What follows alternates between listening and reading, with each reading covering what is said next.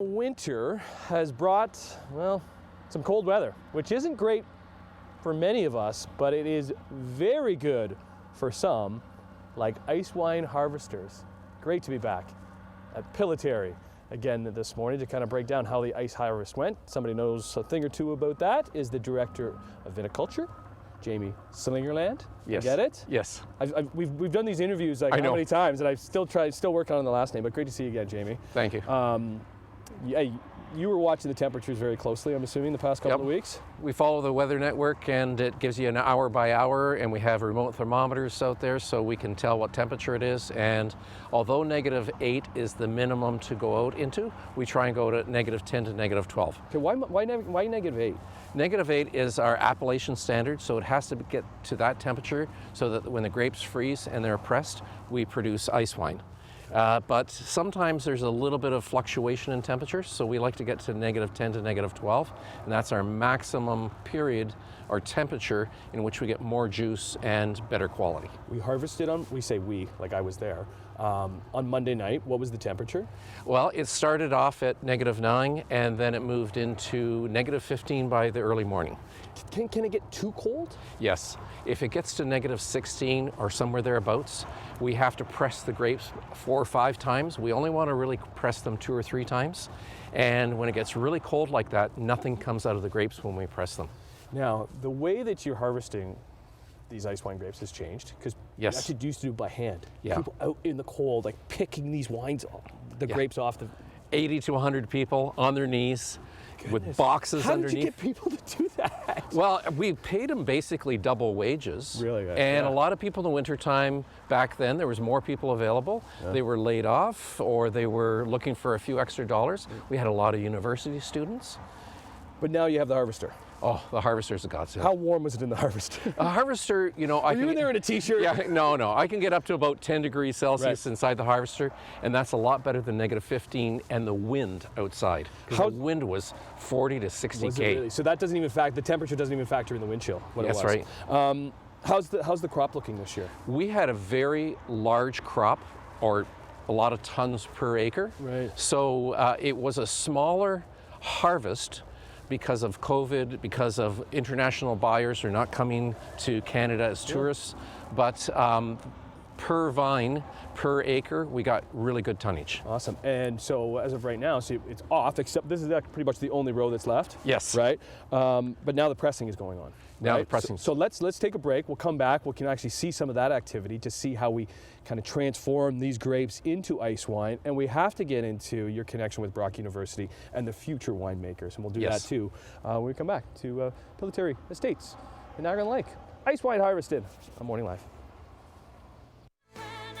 Welcome back to Pilitary Estate Winery. We're dealing with a pressing issue here because these are the ice wine grapes that were harvested on Monday night. We talked to Director of Viticulture last segment, dealing with the pressing and the sound of that. What is that sound, Jamie? That's the press compressing the grapes down at 300 barometric pressures. 300, so that's right, so that's right to there. Okay. Take us through this whole situation and what's going on here. So we take the grapes from the field out of the bins. They go into these baskets. We bring the baskets over to the press. And these are specialized presses for ice wine because normal grapes for fall harvest are pressed at about 2 bars, 2 barometric pressures.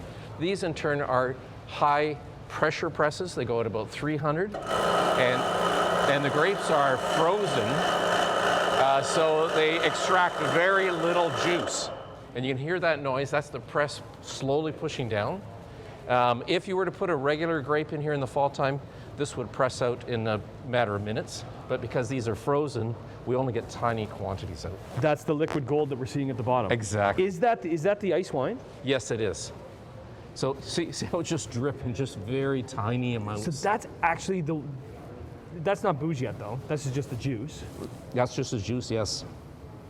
Very sweet, very aromatic, lots of flavor. Can I try it? Yeah, sure. Oh, yummy. Yeah.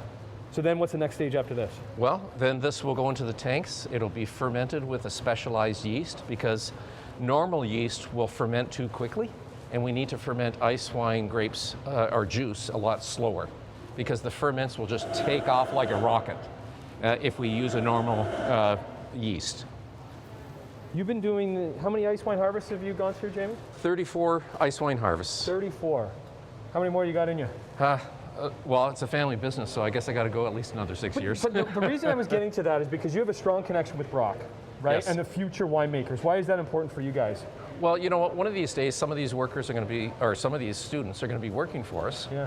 And it's also an opportunity to add to the industry. Like, you know, a lot of people sometimes think, oh, these businesses are, you know, just taking and they're selling and this type of thing. What we're doing is we're mentoring these students, and we're developing this relationship. Like Claire over here was a co-op student in 2020, and she's came back to help us during ice wine. We've got other student that is supposed to be here shortly, and he's going to be the summer student. Great.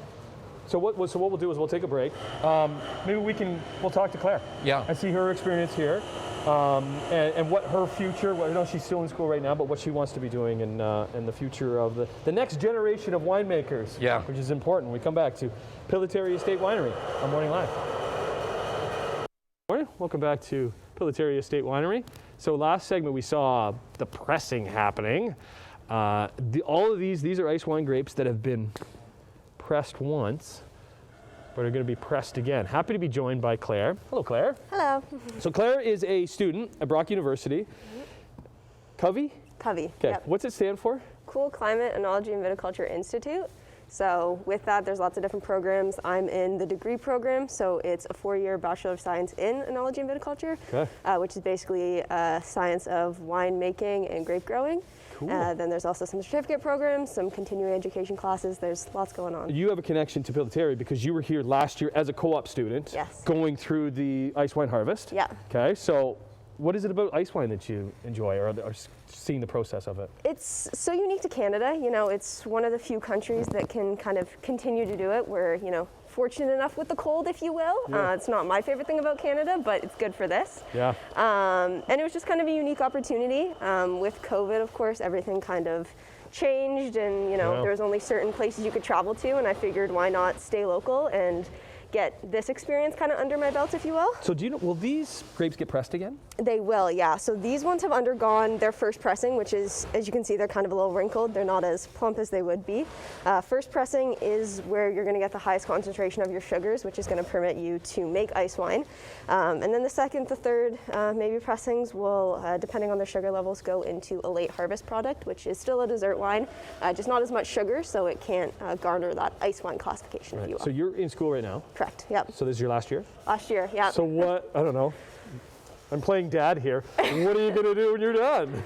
Great question. I think winemaking in itself is such a learning experience. You know, you're always going to kind of be researching and all that sort of thing. So I think my first few years, while I, you know, don't have as much responsibility, I'm going to maybe travel a bit, see the world. You know, COVID permitting, of course, but well, because that's the thing. Because every region, every area is so different. To gain as much knowledge as you can when it comes to wine and what the region can do.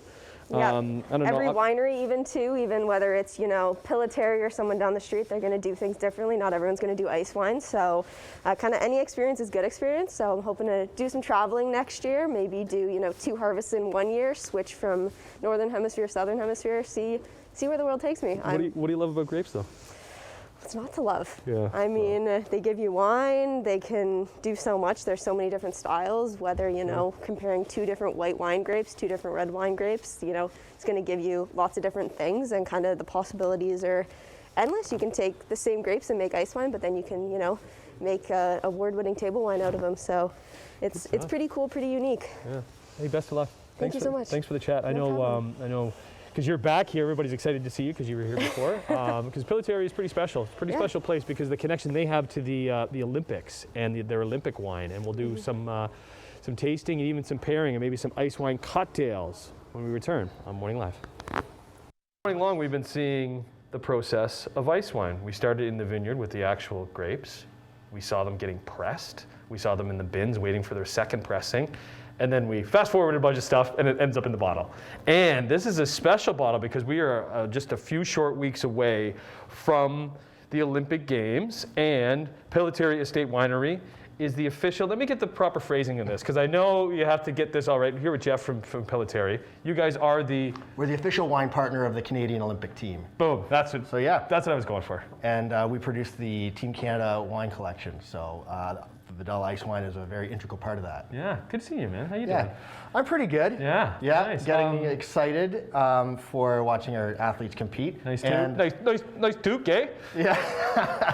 Thanks. Got some of the swag here. It was definitely useful when I was out in the vineyards taking those photos. So yeah, in the we middle of the have to night. go back to that, because if you missed it, the first segment we had some video of the harvest actually taking place on Monday night. You're out there in like minus bazillion. I right? was out there. Jamie was, of course, in the harvester in the cab. I was actually on the ground with my camera taking photos and taking videos. How cold are we talking? It was my car at the time said minus 15, so that's minus 15 before you add on the wind chill. Oh my goodness. So right. it was chilly. All of that for this liquid gold that goes into the bottle. That's right. And what you're doing right now is you're making an ice wine cocktail to celebrate with our athletes, because that's what the Olympics are all about. What do you spin that for us? So ice wine cocktails have really become a thing, especially as the cocktail movement's come on in the last couple of years.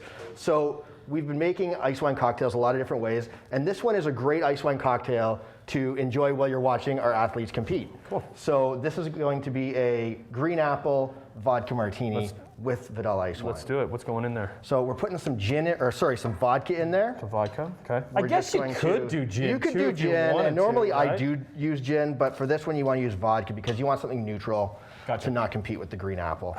This is just a green apple liqueur. We're doing about an ounce of that. All right, that takes me back. Yeah. And then the key ingredient. And then the key ingredient here is your Vidalia ice wine. Because you Vidalia- have that sweetness, right? That's what brings. Yeah, and so about a half ounce of the Vidalia ice wine. Now, the Vidalia ice wine has that honey apricot kind of character, so it's going to play off the apple and the acidity in the apple. Why really only nicely. half? Well, because it is quite sweet. You don't want to overpower the sweetness that's already in the green apple liqueur, Gotcha. right? You just Cool. want to add the intensity of the acidity and the flavors of it. All right, Tom, cruise it up. There you go. Give it a little shake. Okay. You know, feel like I'm making something for James Bond here, but don't think he's drinking green apple martinis. Probably not. But I don't know. This one, look how good that looks.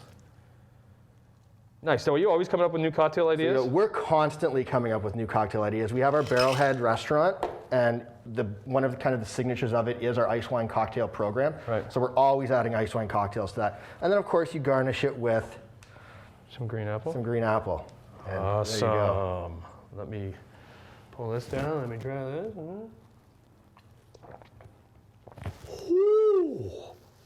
That's pretty good. A little tart. It's got the acidity to you know, it. you know what my reaction was? I was like, these are dangerous because these, those are very yummy in the belly. Awesome, very cool. I know people can't come into the winery at this point, That's right. but you can still do everything online. Yeah, you can still order all of these wines. $1 from the sale of every bottle of the Team Canada wine goes to the Canadian Olympic Foundation. So you can support our athletes by buying some wine and enjoying. Is that the only place to go? Is online? Is it No, you can get it LCBOs? at liquor boards. LCBO, the wines are available, Right. and you can order online. And we are going to have a special coming up during the period of the Olympic Games for these 6-packs. So check us out at pillatory.com for that. Good seeing you, buddy. Yeah, you too. Go Canada. Cheers. Tell them for sure, Uncle Canada, oh, oh, oh, Canada.